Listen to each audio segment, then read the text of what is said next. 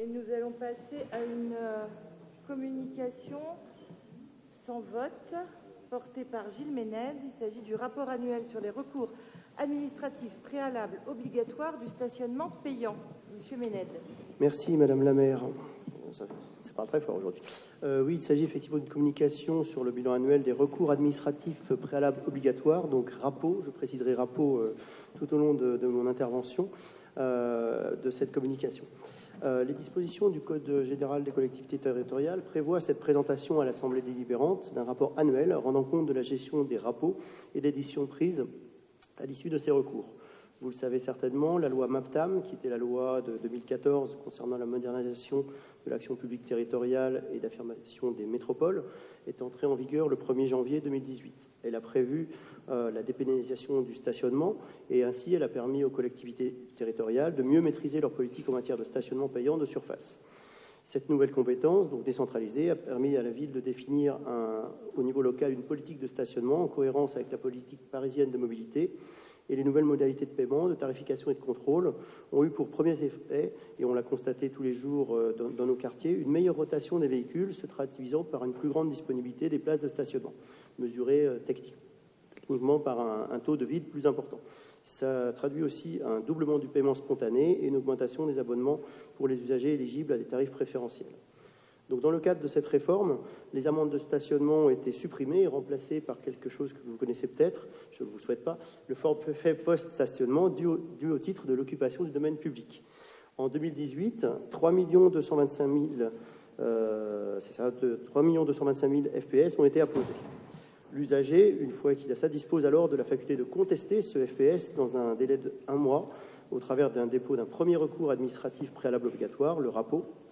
Et à la suite, la puissance publique dépose également d'un délai d'1 mois pour apporter une réponse, l'absence de réponse signifiant le rejet du RAPO.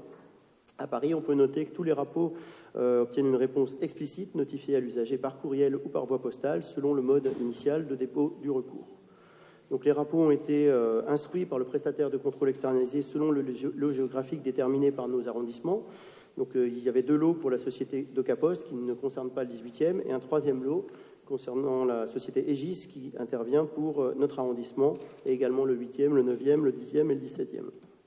Tous les audits qui ont été menés en 2018 montrent la qualité et la grande homogénéité des réponses apportées par les 2 prestataires instruisant les rapports.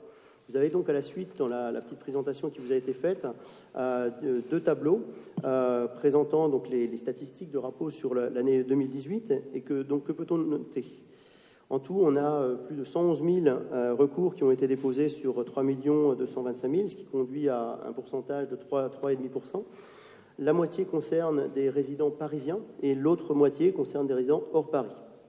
Si on regarde maintenant le 2e tableau concernant la répartition des motifs, on a les motifs de contestation du FES, ensuite les motifs d'irrecevabilité du RAPO et les motifs de rejet et d'annulation.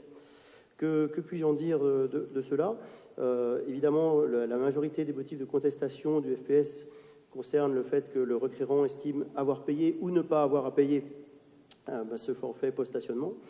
Les motifs d'irrecevabilité, dans une très grande majorité également, consistent à ce que le requérant n'ait pas envoyé la demande conformément aux modalités indiquées dans l'avis de paiement. Et puis, enfin, sur les motifs de rejet, c'est simplement, après contrôle, le forfait post-stationnement était bien fondé. Donc, au niveau d'un an d'activité, quel est le bilan de ces RAPO ? Il peut être explicité donc, comme suit, avec tout d'abord un niveau de contestation assez faible et stable. Donc, je vous l'ai dit tout à l'heure, 111 000 RAPO sur 3 225 000, ça fait un niveau de contestation à environ 3,5% pour l'année 2018. Et en comparaison, le taux de contestation des PV apposés par la préfecture de police antérieurement était de 3%. Les RAPO ensuite sont utilisés à bon escient, c'est-à-dire que le niveau de recours est stable et sur l'année homogène dans les 3 lots des 2 prestataires. Le délai d'instruction des RAPO est inférieur à 30 jours.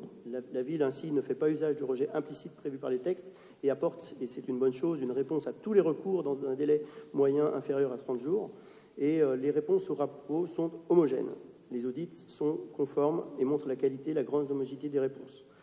Enfin, le 2e niveau de contestation, c'est-à-dire le recours au contentieux, est très faible, ce qui montre également la qualité de l'instruction des recours. Donc quelques critères objectifs que je viens de citer, mais il subsiste un certain nombre de difficultés. Un certain nombre de difficultés qu'on peut résumer déjà sur 2 points.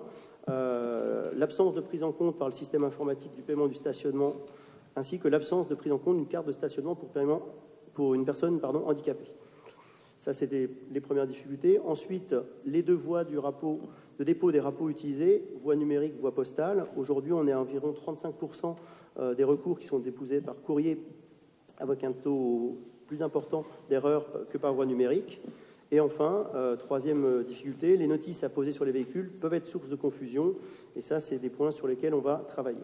Donc ce bilan, il suggère des pistes d'amélioration, et j'en terminerai par là. Donc améliorer le service numérique de dépôt de ces rapports, permettre à l'usager de fournir des pièces justificatives et obligatoires qu'il aurait omis dans sa première demande initiale. Et enfin, rendre plus explicites les décisions de rejet afin d'offrir aux usagers une réponse claire et personnalisée. Donc tels sont les éléments que je voulais vous communiquer sur ce bilan annuel des recours administratifs préalables obligatoires, conformément à ce qui est prévu dans les dispositions du Code général des collectivités territoriales. Je vous en remercie.